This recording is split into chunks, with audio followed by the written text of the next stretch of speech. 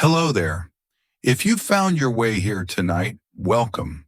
This space is for quiet minds, slow thoughts, and calm stories from the past.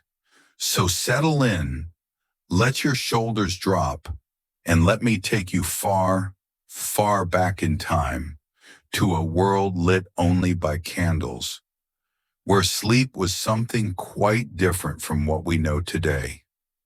Tonight's journey is all about sleep, but not just any sleep. We'll explore the strange and forgotten ways people used to rest in the Middle Ages, especially in medieval Europe. From two-part nights to midnight tea to sacred hours of silence. It's a side of history no one talks about in school. Let's begin with something truly surprising. People in medieval Europe didn't sleep straight through the night. That's right. For centuries, they followed a pattern called segmented sleep. It worked like this. At nightfall, which came earlier in the days before electric lights, families would settle down shortly after dinner. They'd go to bed around 8 or 9 p.m. This was their first sleep.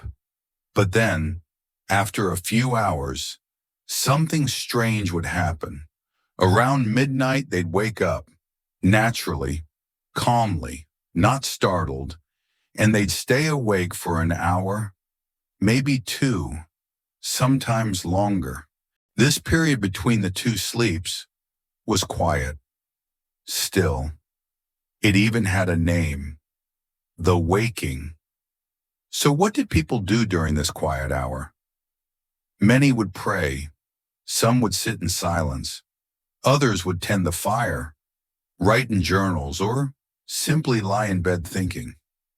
Medical texts from the 1500s suggested couples spend time together in this peaceful, middle-of-the-night window when the mind and body were both calm.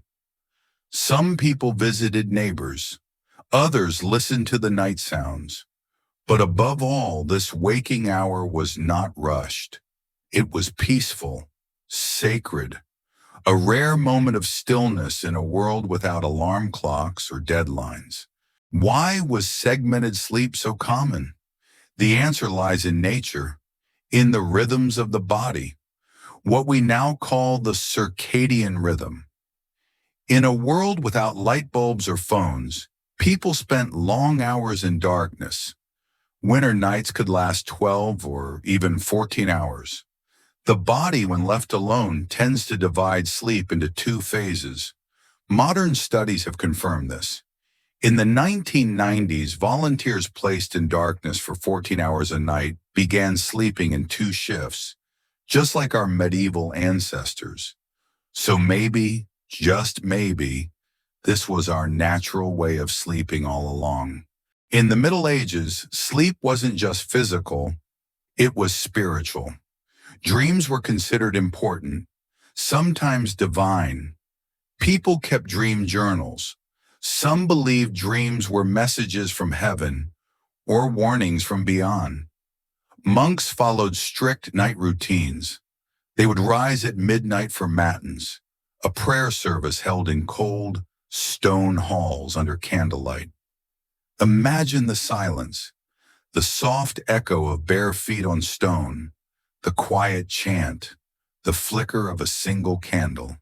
To sleep, wake, and pray, all within the sacred rhythm of the night.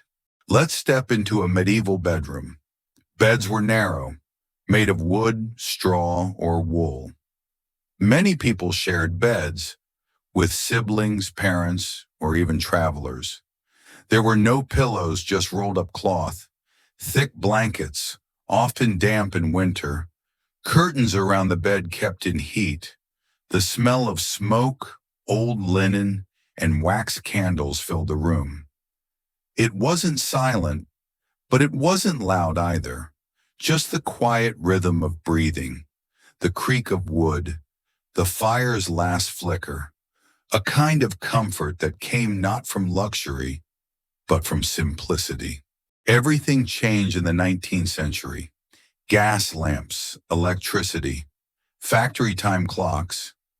Suddenly, sleep had to fit into tighter schedules. Segmented sleep faded. People were told to sleep 8 hours straight. Waking in the middle of the night became a disorder. But maybe it's not. If you've ever woken at 2 or 3 in the morning, unable to sleep, maybe it's not broken. Maybe it's ancient. Maybe your body remembers something older, something deeper.